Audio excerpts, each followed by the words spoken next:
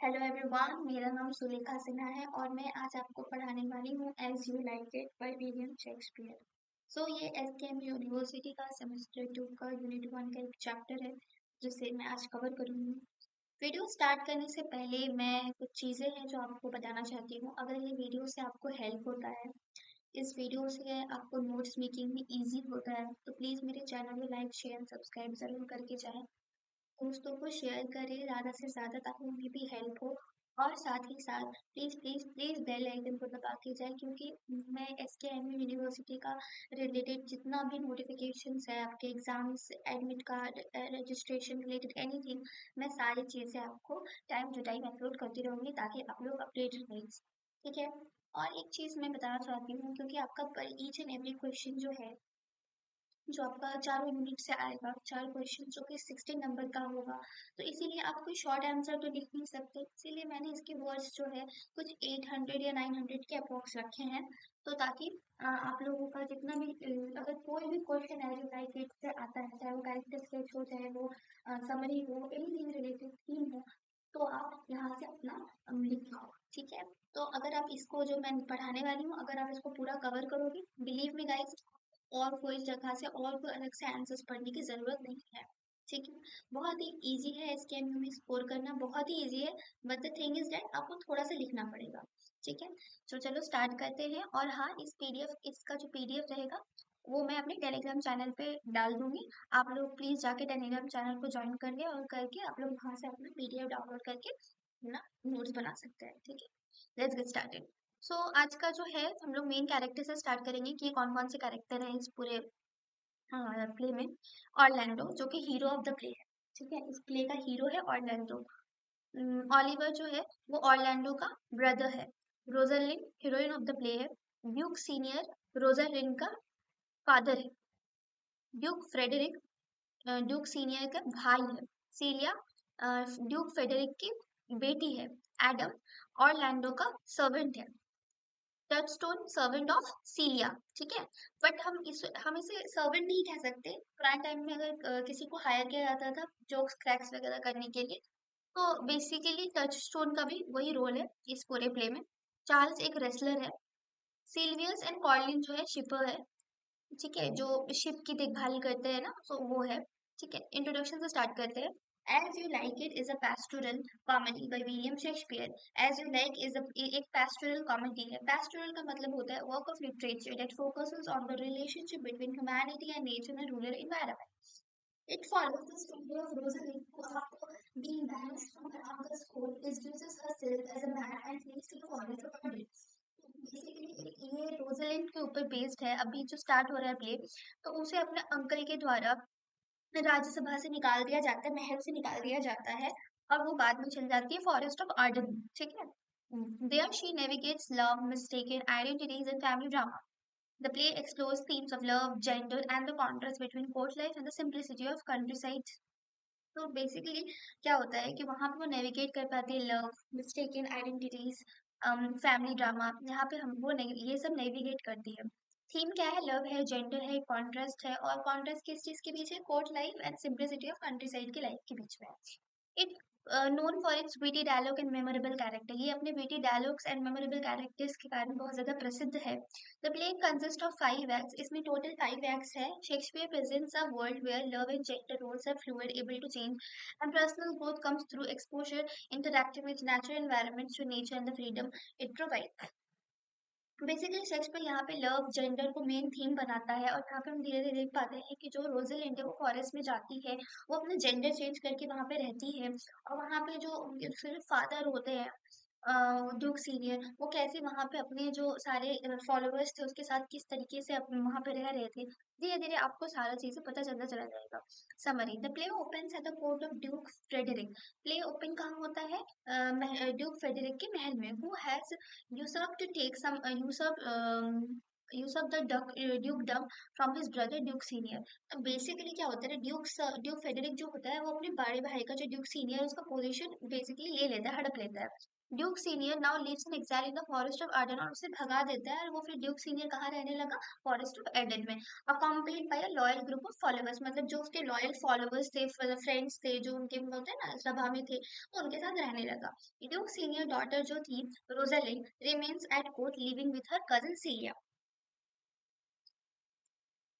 तो Duke senior की जो डॉटर थी रोजालिंड, वो सीरिया के साथ रहती थी महल में, जस्ट बिकॉज क्योंकि सीरिया को रोजालिंड के साथ मन लगता था, इसीलिए उसके फादर ने इस चीज का परमिशन दिया था। Rosalind is beloved by all including Orlando, a young nobleman who is also the son of loyal servant to Duke senior. तो रोजालिंड को, और रोजालिंड को सब पसंद करते थे, इंक्लूडिंग ऑरलैंडो, जिसे रोजालिंड को उसने फर्स्ट टाइम देखा और फर्स्ट टाइम ही उसे बहुत पसंद आती है। Orlando feels wronged by his brother Oliver, who refuses him to give rightful inheritance. तो ऑरलैंडो जो था उसे उसके ब्रदर ऑलिवर के द्वारा गलत माना गया कुछ कारणवश, और वो मना कर देता है कि वो अपनी फैमिली का जो फॉर्च्यून है उसे नहीं देगा, जायदाद। The mistreatment makes Orlando resent his brother and seek all way to earn his living. तो ये उसको फोर्स करता है ऑर्लैंडो को कि वो मतलब कुछ अलग अलग तरीके से काम करे और वो अपना लिविंग एक्सपेंसेस जो है मेंटेन करे। Despite the difficulties in his family, Orlando falls deeply in love with Rosalind at first sight, although she is unaware of his actions. तो मैं जैसा कि मैंने कहा ऑर्लैंडो को रोजालिंड से प्यार हो जाता है फर्स्ट साइड में, बट उसे उसके एक्शंस के बारे में पता ही नहीं था कि ऑर्लैंडो को रोजालिंड से प्यार है, रोजालिंड को ये बात नहीं पता थी। As tensions grew at the court, as tension grew on the court, Rosalind is suddenly exiled by her uncle Duke Frederick, who has become jealous of her popularity and views as her potential threat to his power. Celia, determined to stay with her cousin, decides to go into exile with Rosalind. The two women flee to the forest Arden, where Duke Senior lives. तो क्या होता है कि जो Duke Frederick होता है वो Rosalind को मतलब बेसिकली भगा देता है अपनी महल से। तो सीरिया फिर डिसाइड करती है कि नहीं, मुझे अपनी सिस्टर के साथ रहना है, तो वो और रोजालिंड दोनों ही चल जाती है, कहाँ चल जाती है, फॉरेस्ट में चल जाती है, जहाँ ऑलरेडी ड्यूक सीनियर के जो चाचा थे, सीरिया के जो चाचा थे, वो वहाँ पे रह रहे थे, कहाँ पे रह रहे थे, फॉरेस्ट गार्डन में।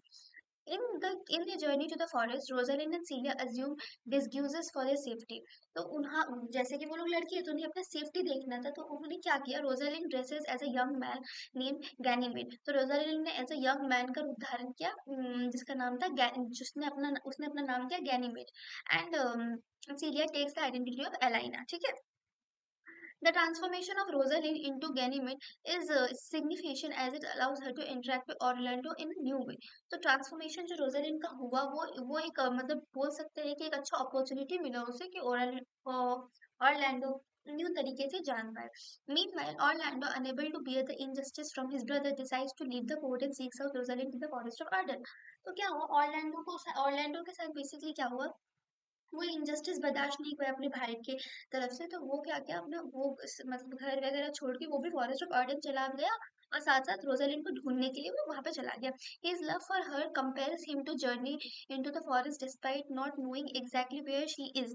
तो वो उसके पास वहां पे जंगल में चला गया बिना जाने कि वो एग्जैक्टली है क्या। Along the way Orlando and his servant, वो अपने सर्वेंट के साथ एडम के साथ चला गया। मैंने कहा था ना ऑरलैंडो का सर्वेंट का नाम एडम है। Face hunger and hardship, hunger और जो मुसीबतें की सामना करनी पड़ी उन्हें। तो when they arrive in the forest, Orlando comes across Duke Senior, his followers, who has built a peaceful pastoral community in exile. तो जैसे कि धीरे धीरे क्या होता है ना कि उन लोगों को क्या होता है, उन लोगों को ड्यूक सीनियर मिलते हैं, उनके फॉलोवर्स मिलते हैं, जो एक पीसफुल पैस्टोरल कम्युनिटी बना के वहां पे रह रहे थे फॉरेस्ट में। At the same time Rosalind still disguised as Ganymede and Celia as Celia is Elena and adjusting to life in the forest. तो रोजालिंड गैनीमेड बन के और सीलिया एलाइना बन के फॉरेस्ट में एडजस्ट करने का कोशिश कर रहे थे। They meet witty fool Touchstone, witty इसलिए कहा गया, मैंने आपको बोला ना कि वो हंसने के लिए उसे होता है ना जोक स्क्रैच करने के लिए रखा था, तो टचस्टोन के साथ वो लोग मिले, और वो टचस्टोन बेसिकली उसे हेल्प किया और वहाँ पे सारे लोगों से इंटरेक्ट करने में, और एक कॉटेज भी खरीद के उसे दिया। Orlando, now in the forest of Arden, begins to carve the name of Rosalind into trees as an expression of his love. तो ऑरलैंडो ने क्या किया, अब ट्रीज में ना रोजालिंड रोजालिंड का नाम लिखने लगा, लिख के वो in the expression of his love वो खोजने लगा रोजालिंड को वैसे। He is unaware that the woman he loves right in front of him is used as Ganymede. वो अवेयर ही नहीं था कि जो लड़की उसके सामने है, जो लड़का उसके सामने है, खुद रोजालिंड है। When he meets Ganymede, Rosalind, still in her male disguise, offers to cure him for his love and her by pretending to Rosalind, allowing him to go try to gain his love of someone her as दो she way the real Rosalind. तो क्या होता है ना कि धीरे धीरे क्या होता है कि जो ये है गैनीमेड है, उसने कहा, मतलब रोजालिंड ने कहा कि तुम एक काम करो, मैं तुम्हें हेल्प करूंगी, तुम मुझे रोजालिंड समझो और मुझे प्रपोज किया करो, अब मुझसे बातें किया करो, इससे इससे तुम्हें हिम्मत मिलेगी अपने प्यार से लड़ने में, ऐसा कुछ उसने कहा। तो अब वो क्या करे, अब वो भी Orlando deeply in love unable to recognise Ganymede truly identity against to this arrangement. तो वो अग्री कर गया कि हाँ ठीक है ये करेंगे। She uses the opportunity to test the sincerity of his love through her feelings for him grow stronger in the process। तो वो ये अपॉर्चुनिटी लेती है कि हाँ ठीक है, चलो देखते हैं कि ऑरलैंडो मुझे कितना पसंद करता है। ये अपॉर्चुनिटी वो लेती है। Orlando still unaware of the truth and eagerly accept the challenge against to express his affection for the woman he believes to be Rosalind। तो वो मतलब मान गया कि हाँ ठीक है, वो तो ये मैं करता हूँ ये चीज, वो अपना फीलिंग्स हमेशा एक्सप्रेस करने लगा उसके सामने, बिना ये जाने कि वो तो रोजालैंड ही है। Meanwhile other character experience romantic entanglements। जो अदर कैरेक्टर्स थे वो भी रोमांटिक एंटेंगलमेंट्स में आ गए, यानी कि कॉम्प्लिकेटेड और कॉम्प्रोमाइजिंग रिलेशनशिप में। टचवुड जो था, वो जो जेस्टर जेस्टर यानी कि जो लिखा हुआ, देखो यहाँ पे लिखा हुआ, man employed to amuse people by telling jokes, funny stories, etc., becomes infatuated with the Herodis named Audrey। Audrey एक लड़की है, उसके साथ टचवुड टचस्टोन जो है वो भी इन्फैक्चुएटेड ऑलरेडी हो चुका था। तो वो सब चल रहा था जंगल में। Theme of the mistaken identity take centre. तो अब जो है मिस्टेकन आइडेंटिटीज जो है, अब वो स्टेक सेंटर्स, यानी कि अब टाइम आ गया था सबका रियल जानने का। Rosalind still disguised as Ganymede and Orlando engage in a game of pretend courtship which allows to them to express their true feelings in a safe and playful environment। तो जैसा चल रहा था, और ऑरलैंडो अपना expression, अपना feelings जो है वो एक्सप्रेस कर रहा था रोजालिंड को। Meanwhile, the tension between Orlando and his brother Oliver had resolved। तो ऑरलैंडो और ओलिवर के बीच जो झगड़ा हुआ था वो भी रिजॉल्व हो गया। कैसे? Orlando saves Oliver from a lioness and this act of bravery changes Oliver's character। तो ऑरलैंडो ने ऑलिवर को बचाया लायोनेस से। इससे क्या हुआ ना कि जो ऑलिवर था, वो उसका जो बिहेवियर था ऑरलैंडो के लिए वो चेंज हो गया। No longer the cruel brother he once was, Oliver decides to seek a peaceful resolution with Orlando by extension with his family। तो उसने भी ऑलिवर डिसाइड किया कि वो लोग साथ साथ अच्छे से रहेंगे और उसे प्रॉपर्टी का भी हिस्सा देंगे, और विथ हिज फैमिली, मतलब ऑरलैंडो के साथ अच्छे से रहेंगे। In the final, like the various plots and subplots come to satisfying resolution। Final plot में क्या होता है कि ये जो सारी चीजें हैं एक सैटिस्फाइंग रेजोल्यूशन में आती है। Rosalind finally reveals her identity to Orlando, कि उसने रिवील किया कि वही रोजालिंड है। The two lovers joyously reunited in the relationship now based on mutual understanding. वो लोग मतलब वो लोग खुश हो गए, साथ में रहने लगे, एंड फिर वो लोग का जो रिलेशनशिप है म्यूचुअल अंडरस्टैंडिंग में प्रॉपरली बेस्ड था। The resolution of the play extend to the rest of the character. Duke Frederick, who had previously exiled Duke Senior and usurped his throne, has a sudden change of heart after encountering meeting the peaceful idyllic perfect life of the exiles in the forest of Arden। तो जैसे forest of Ardern को देखता है, और साथ ही साथ वो वो क्या बोलते हैं, गुरु जी यक्ष होता है ना, उससे मिलता है उसे। तो उसके बाद उसने क्या डिसाइड किया कि वो अपने सारे जो भी जो हड़पा था, जो राज सिंहासन महल, वो ड्यूक सीनियर को उसने वापस कर दिया। He renounces his claim to the dukedom and retires to a monastery, a place where monks live together। तो उसने डिसाइड किया कि वो मोनेस्ट्री जाएगा, मोनेस्ट्री बन जाएगा, यानी कि जो एक मतलब जाएगा वहाँ पे एक प्लेस जहाँ पे जो मॉन्क्स रहते हैं, साधु संत रहते हैं, वहाँ पे Duke senior return to power. Duke senior को भी पावर मिल गई क्योंकि उसका भाई ने उसको पावर लौटा दिया। In addition to Rosalind and Orlando marriage, the play also see the marriage of Celia and Oliver. तो अब जैसे प्ले एंड होता है, हम ये भी देख पाते हैं कि सीलिया और ऑलिवर की भी मतलब शादी हो जाती है।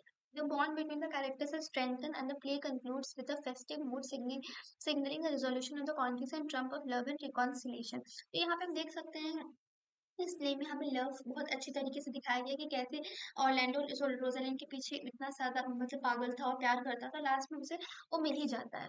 ठीक है, कंक्लूजन देख लेते हैं। As You Like It, it is a richly layered comedy that weaves together themes of love, identity and transformation। ये इसमें दिखाता है theme of love, identity and transformation of the lovers. Though its engaging plot memorable characters, exploration of human nature. The play offers both humor and depth, challenging social convention while celebrating the liberating power of love and nature. Its enduring appeal lies in its ability to resonate with audience through its universal theme of self-discovery and quest of happiness. यहाँ पे audience को ये दिखाया जाता है कि कैसे human nature होता है, कैसे लोग सोशल सोशल चीजें कर लेते हैं, कैसे अपने पावर के लिए अपने भाई से भी झगड़ा कर लिया उसने। फिर बाद में जैसे कि उसने फिर उसने जो पावर है वो अपने भाई को दे दिया। तो basically these are the important themes of this play. Hope आप लोगों को ये समझ में आया हो। एंड क्वेश्चन कैसा भी आए एग्जाम में, किसी भी टाइप का आए, आपको आंसर ऐसे ही लिखना है एक्सेप्ट कैरेक्टर स्केच। आपको कैरेक्टर स्केच अगर देता है तो आपको कैरेक्टर के बारे में थोड़ा लिखना है और थोड़ा यहाँ से लेके आपको लिखना है। तो मैं धीरे धीरे ना आपको मैकबेथ और एज यू लाइक इट का भी कैरेक्टर स्केच अपने यूट्यूब चैनल में डाल दूंगी, ताकि आप लोग को एग्जाम में दिक्कत ना हो। और बाकी जो यूनिट 3 यूनिट 4 है वो भी मैं जल्दी से कवर करवा दूंगी, ताकि आपके एग्जाम में कोई भी प्रॉब्लम ना हो। आप ये आराम से पढ़ सकते हो। पीडीएफ का लिंक मैं अपने टेलीग्राम चैनल पर डाल रही हूँ। लिंक टेलीग्राम का मैं अपने कमेंट बॉक्स में दे दूंगी, आप जाके ज्वाइन कर लेना। And please please please subscribe करना मत भूलना।